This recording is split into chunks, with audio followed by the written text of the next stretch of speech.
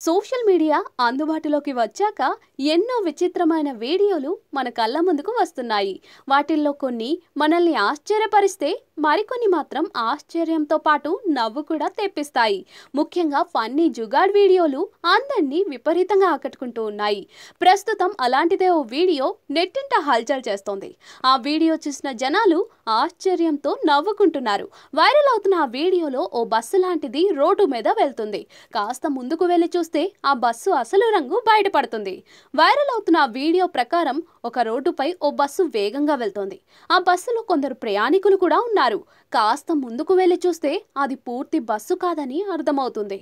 Bus లాంటి నిర్మాణాన్ని tractor engine సహాయంతో ముందుకు తీసుకెళ్తున్నారు.